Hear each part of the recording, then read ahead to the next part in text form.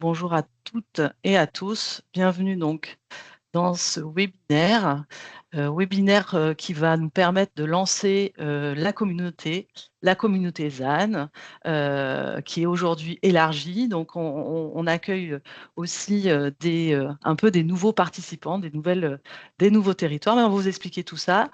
L'ordre du jour. Ah, voilà, ça arrive petit à petit aussi sur la présentation. On y est, c'est bon, c'est en plein écran. Bravo. L'ordre du jour, donc on est sur un webinaire de 2 heures jusqu'à midi environ.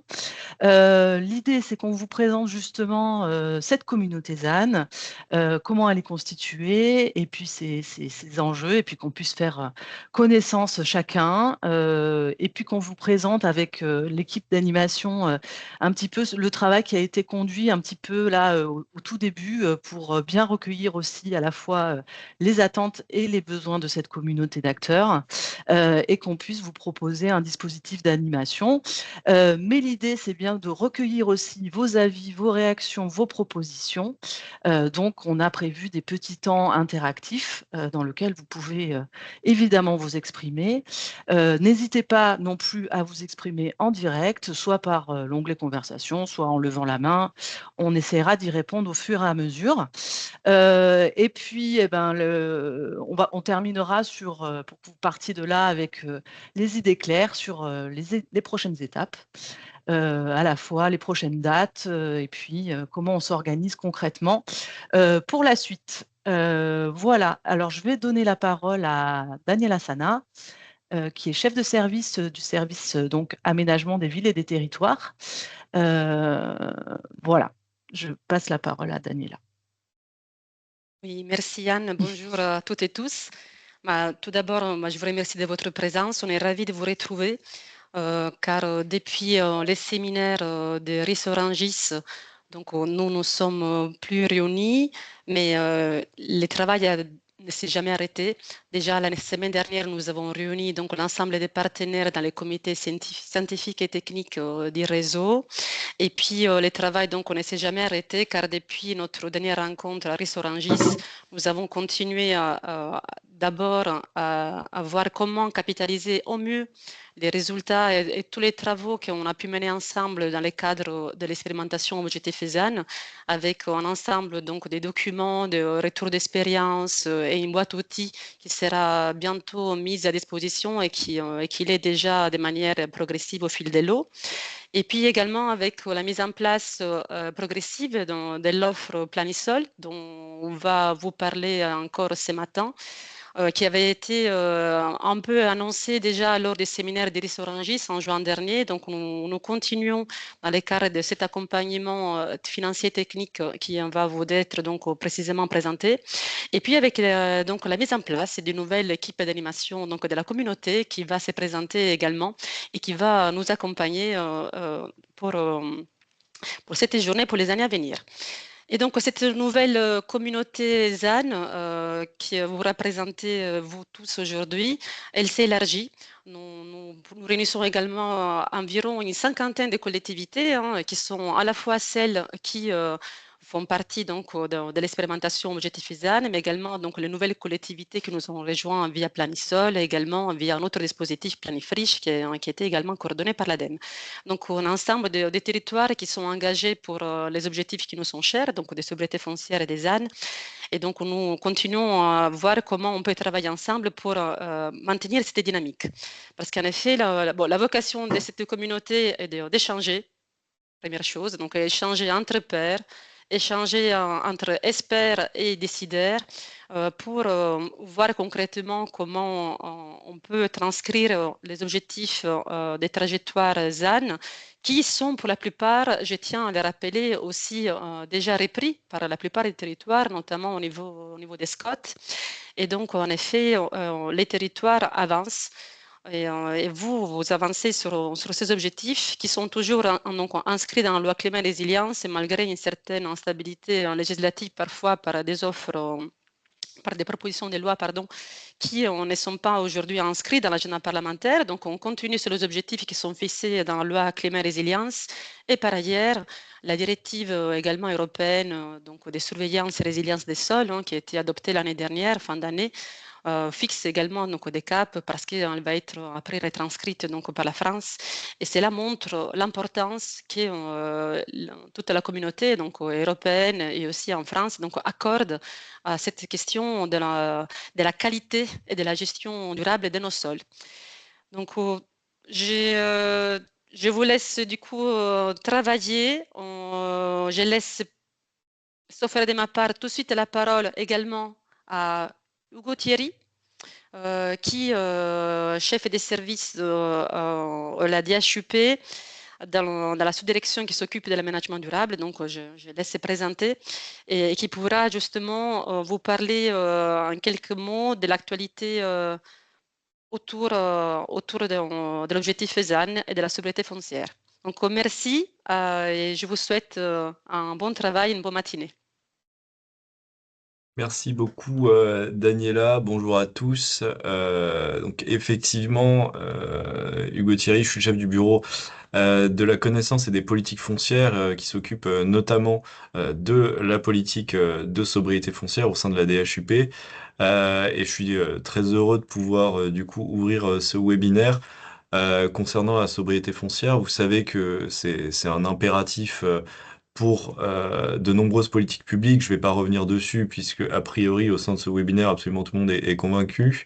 Et c'est ce qui a justifié la loi climat résilience, puis la loi ZAN de 2023 a déterminé une trajectoire de réduction de l'artificialisation des sols en deux temps que vous connaissez bien, avec un objectif réellement ambitieux sur la décennie actuelle, décennie qui est aujourd'hui bien entamée, tout comme du coup cette politique est aujourd'hui bien lancée. Donc aujourd'hui, on est 5 ans après la loi climat résilience, on est à mi-chemin sur la décennie actuelle et on a 9 schémas régionaux qui ont aujourd'hui qui intègrent la trajectoire de sobriété foncière, tandis que les autres documents régionaux sont en cours de modification ou de révision pour l'intégrer. Et donc, ces 9 schémas régionaux qui ont déjà intégré la trajectoire, ça représente 70% de la consommation d'ENAF sur 2011-2021. Et donc, déjà, au niveau régional, on peut dire que cette politique est aujourd'hui plus qu'en route, hein. Elle est vraiment déployée. Au niveau infrarégional, la trajectoire fixée doit être, comme vous le savez, intégrée dans les schémas de cohérence territoriale d'ici le 22 février 2027 et les PLU et cartes communales d'ici le 22 février 2028. De même, c'est complètement en route. Les territoires sont actuellement au travail et je n'ai pas de chiffres pour l'instant à donner, mais on devrait dans les prochaines semaines avoir des chiffres au niveau national pour avoir une estimation de cet avancement au niveau des SCOT et des PLU. Donc l'objectif de sobriété foncière, il implique de repenser à la bonne échelle les usages du foncier, notamment concernant les secteurs qui sont les plus consommateurs et que vous connaissez. Les possibilités qui sont prévues par la loi de mutualisation de l'effort induit par certains projets permettent de ne pas faire peser sur les seules collectivités qui accueillent les projets la consommation en ENAF de ces projets. L'objectif de sobriété foncière, ça implique également de se réinterroger sur les pratiques d'aménagement, d'urbanisme et de gouvernance des territoires.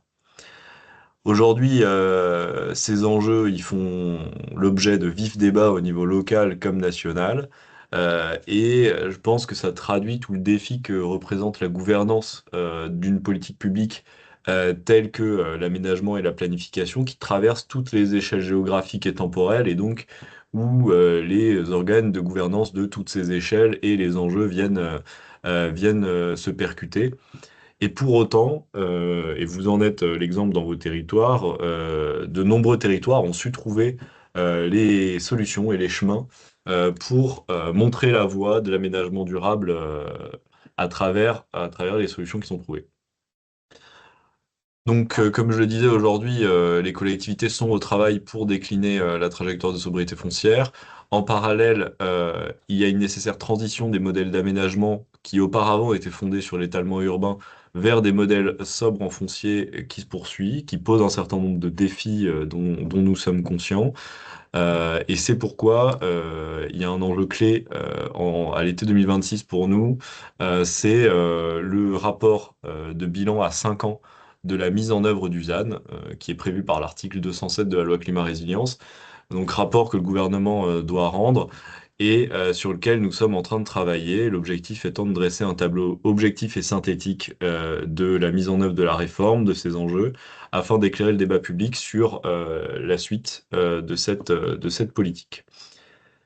Concernant la question des transitions de modèles d'aménagement, outre la pérennisation des outils existants que les collectivités plébiscitent, tels que les mesures recyclage foncier et renaturation des villes et villages du fonds vert, il y a une nécessité de réflexion de fond sur les enjeux économiques de l'aménagement durable et sur le renforcement à l'appui opérationnel un renforcement de l'appui opérationnel au service des collectivités. Je pense notamment aux établissements publics fonciers dont les moyens sont renforcés d'année en année. Et ces réflexions de fond, elles doivent se poursuivre pour nous permettre de maintenir cette dynamique qui est aujourd'hui amorcée sur une très large part du territoire national. Et les nouvelles manières de faire, tout comme les leviers à activer, ne peuvent remonter que du terrain et doivent se développer via des communautés telles que celles lancées par l'ADEME aujourd'hui, qui est le fruit de communautés qui préexistaient, comme l'ont rappelé Anne et Daniela. Et donc, au niveau de la DHUP, nous serons évidemment très preneurs de toutes les réflexions que vous pourrez mener au sein de cette communauté. Et je remercie chaleureusement Daniela et toute son équipe pour l'organisation de ce webinaire de lancement. Donc, merci à tous et je vous laisse travailler. Merci beaucoup pour ces propos introductifs qui posent un petit peu le cadre et de le voir là où on en est en termes de ZAN et puis de sobriété foncière, de politique publique sur ces sujets-là. Merci beaucoup. On va reprendre un peu la parole pour se présenter parce que je pense que certaines personnes ne nous connaissent pas forcément, donc on peut avoir affaire à différentes personnes au sein de l'ADEME, notamment si on vient de différents, parce que vous venez de différents horizons. Donc moi c'est Anne Lefranc, je suis coordinatrice donc au service aménagement des villes et des territoires, et j'ai en charge la coordination notamment de l'expérimentation Objectif ZAN qui s'est terminée il n'y a pas longtemps. Et je suis en charge aussi de copiloter le dispositif Planisol. Copilotage, pourquoi copilotage? Parce que 2 services de l'ADEME sont en charge de ce dispositif, à la fois mon service et aussi le service Cité-Sol. Et bien sûr, je coordonne tout ce qui est animation de la communauté. Et je suis accompagnée de Simon qui va se présenter. Oui, voilà. Et moi, c'est Simon Flory, du coup. Pareil, je travaille au service aménagement des villes et des territoires. Je suis chargé de mission thématique et je fais partie aussi de l'équipe qui copilote ce dispositif qui est Planisol. Voilà. Et il y a également Didier qui n'est pas là aujourd'hui. Didier Margot qui, pour le coup, est référent et qui coordonne l'expérimentation de l'AMI Planifriche et qui est au service Cité-Sol. Voilà. Et du coup, on va prendre la parole côté équipe d'animation. Donc moi, je suis Alexandra Papadopoulou, je suis consultante en développement durable au sein d'une SCOP qui s'appelle Ozon, qui est une coopérative d'activité qui est située dans le Grand Sud-Ouest, on va dire. Moi, je suis basée plus précisément dans un territoire très rural qui est celui des Gorges de l'Aveyron. Je travaille avec des collectivités et des entreprises aussi. Je fais partie du réseau des conseillers labellisés par l'ADEME, territoire engagé pour la transition écologique sur les référentiels climat, air, énergie et économie circulaire. Et je pratique aussi le ZAN dans un autre cadre puisque je suis moi-même élue locale, donc adjointe en charge de l'urbanisme et de la transition écologique et conseillère communautaire. Avec l'équipe d'animation, nous, on a fait le choix de se faire un petit portrait chinois pour finir nos présentations classiques. Et donc, voilà, moi, si j'étais un élément du sol, je serais une mycorhize pour faire réseau souterrain et voilà, faciliter les échanges de nutriments, de bonnes idées, de bonnes pratiques entre tous les éléments qui nous composent. Voilà, et je passe la parole à Pascaline. Je prends la parole. Merci Alex. Donc comme Alex, je fais partie de la Scope Ozon. J'accompagne des entreprises et des organisations dans le développement de leurs projets avec un prisme initial qui est plutôt le marketing et la communication, qui a évolué vers la communication interpersonnelle. Et j'ai envie de dire ma spécialité, en vrai, c'est mes missions préférées, c'est l'animation. Animation de réseau, animation d'événements, etc. Donc ça tombe bien, on est en plein dedans. On a une certaine expérience, notamment alors avec Alexandra, mais aussi avec Caroline et Clémence qui vont se présenter après, une certaine expérience de l'animation de réseau, notamment en lien avec l'ADEME. Puisqu'à ce jour, pardon, il y a un message dans la conversation qui m'a perturbée. Puisqu'à ce jour, on anime déjà un réseau qui s'appelle Fonds Herbois, un réseau de collectivités territoriales. Voilà, je suis aussi élue locale, je suis aussi co-gérante de la Scope Ozon. Je passe rapidement là-dessus. Et si j'étais un élément du sol, alors je l'ai amené en fait, mon élément du sol, je serais un caillou, notamment ce caillou, puisqu'en fait j'habite sur les Cosses du Quercy, donc sur un terrain très très caillouteux. Et ça m'a inspirée parce que au début c'est un petit peu difficile de composer avec tous ces cailloux sur son terrain. On n'arrive pas à planter ce qu'on veut, à faire pousser ce qu'on veut, etc. Et puis finalement on en comprend l'utilité avec le temps et ça peut donner des très belles choses. Voilà, notamment dans le patrimoine du Quercy, par exemple. Et je passe la parole à Caroline. Bonjour à tous, donc moi c'est Caroline Valuy, donc on est le deuxième cabinet associé à Ozon pour accompagner l'ADEME sur cette animation. Donc nous, le cabinet Colibri, on est basé dans la métropole lyonnaise. On est voilà, spécialiste de l'accompagnement des collectivités territoriales dans l'élaboration de leur politique publique de transition écologique depuis un certain nombre d'années. Également conseillère territoire engagé transition écologique comme Alexandra.